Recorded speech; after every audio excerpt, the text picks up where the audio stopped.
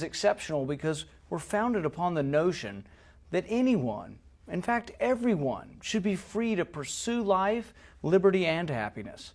You know, for the first time in history, men and women were guaranteed in America a chance to succeed based not on who your parents were, but on your own initiative and your desire to work. We're in danger, though, of forgetting what made us great. The president seems to think the country can continue to borrow $50,000 every second. The president believes that if we can just squeeze more money out of those who are working, I don't think it'll work. The path we are on is not sustainable, but few in Congress or in this administration seem to recognize that their actions are endangering the prosperity of this great nation. Ronald Reagan said, "Government is not the answer to the problem.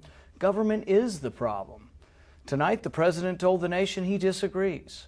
President Obama believes the government is the solution. More government, more taxes, more debt. What the president fails to grasp is that the American system that rewards hard work is what made America so prosperous. What America needs is not Robin Hood, but Adam Smith. In the year we won our independence, Adam Smith described what creates the wealth of nations. He described a limited government that largely did not interfere with individuals and their pursuit of happiness.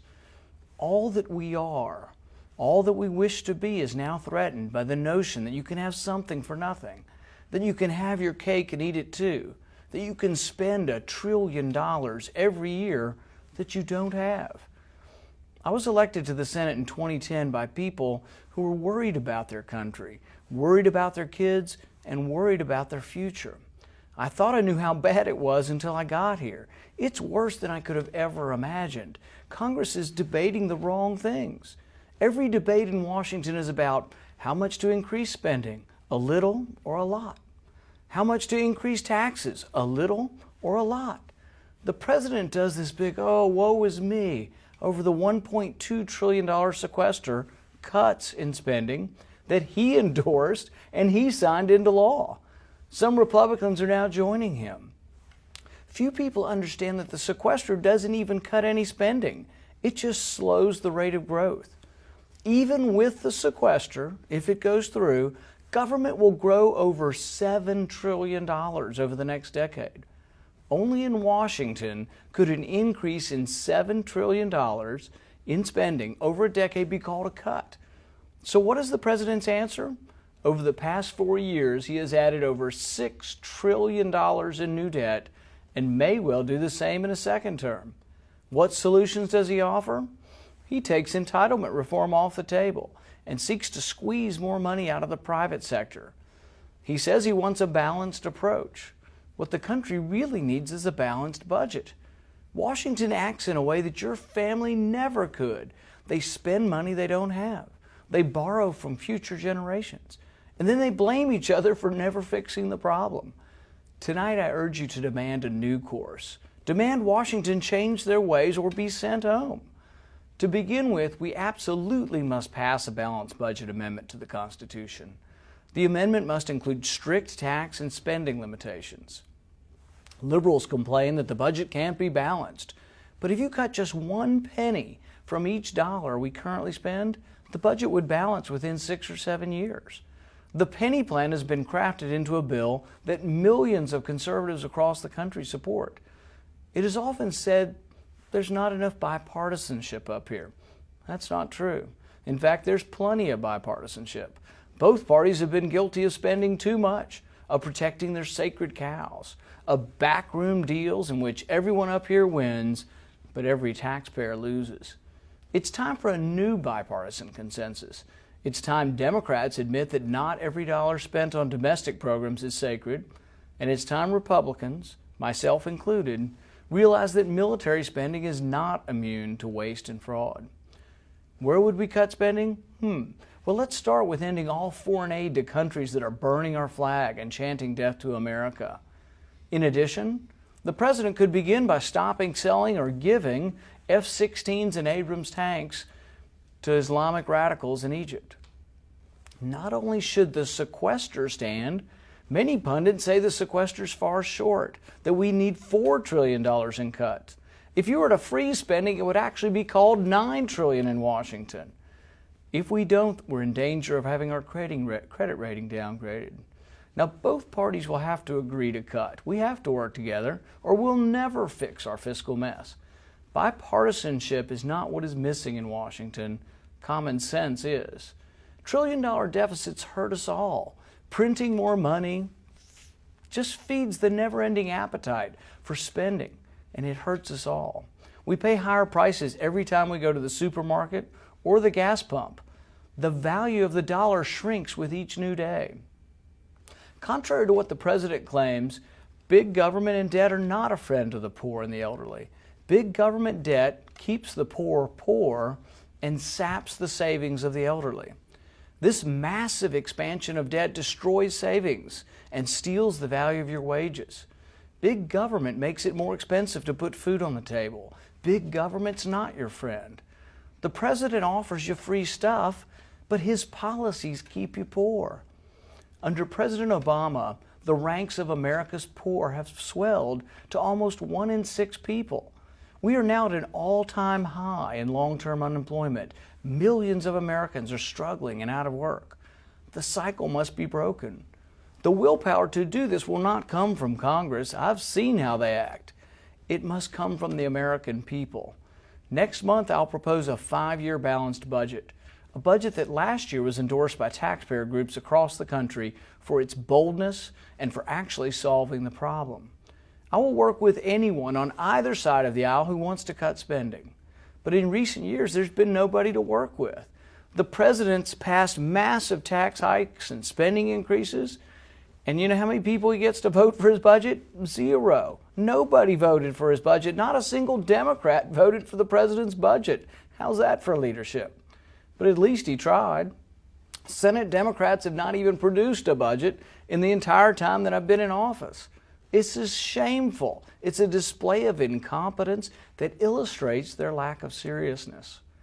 This year, they say they'll have a budget, but after just raising taxes by hundreds of billions of dollars, they now say that their budget's going to include more tax hikes. The president tonight said he wants to squeeze more money out of folks. We must stand firm. We must say no to any more tax hikes. Only through lower taxes, less regulation, and more freedom will the economy begin to grow again. Our party is the party of growth, jobs, and prosperity, and we will boldly lead on these issues. Under the Obama economy, 12 million people are out of work.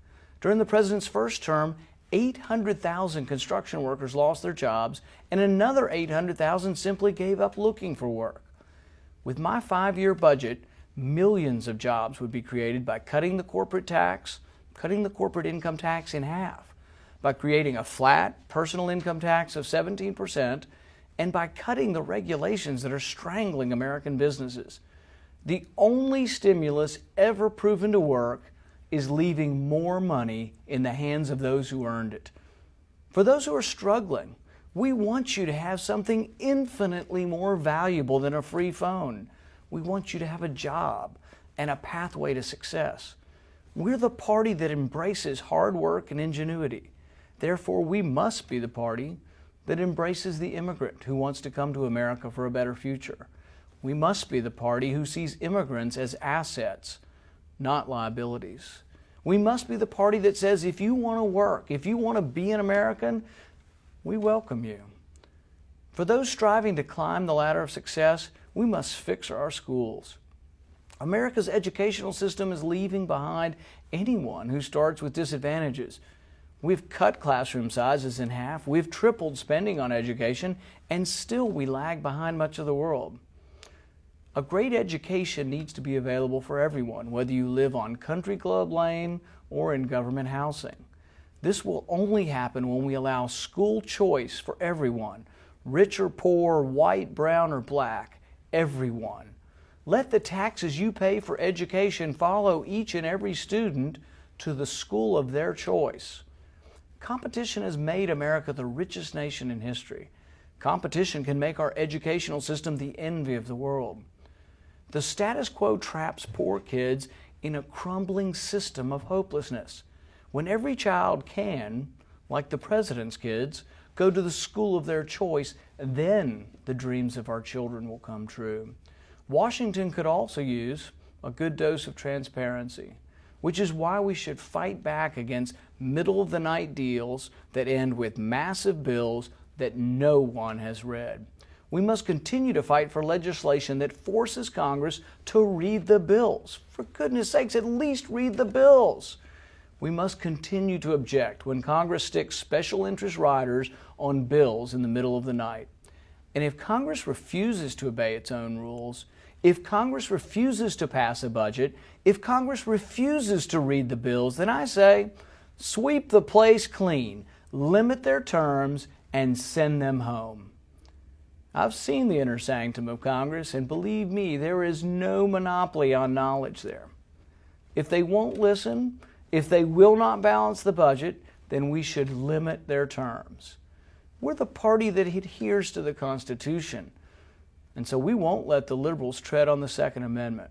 We will fight to defend the entire Bill of Rights, from the right to trial by jury to the right to be free from unlawful searches. We will stand up against excessive government power wherever we see it. We cannot and will not allow any president to act as if he were a king. We will not let any president use executive orders to impinge on the Second Amendment. We won't tolerate secret lists of American citizens who can be killed without a trial. Montesquieu wrote that there can be no liberty when the executive branch and the legislative branch are combined. Separation of powers is a bedrock principle of our Constitution. We took the president to court over his unconstitutional recess appointments and won. If necessary, we will take him to court again if he attempts to legislate by executive order. Congress must reassert its authority as the protector of these rights, stand up for them no matter which party is in power. Whether it's a Republican or a Democrat, I will oppose abuses of power by the executive. Congress must stand as a check to the power of the executive, and it must stand as it was intended, as the voice of the people. The people are crying out for change. They're asking for us to hear their voices, to fix our broken system, to work together, to right our economy, and to restore their liberty. Let us tonight let them know that we hear their voices, that we can and must work together, that we can and must rechart our course towards a better future. America has much greatness left in her. We will begin to thrive again when we begin to believe in ourselves again, when we regain our respect for our founding documents, when we balance our budget, when we understand that capitalism and free markets and free individuals are what creates our nation's prosperity. Thank you, and God bless America.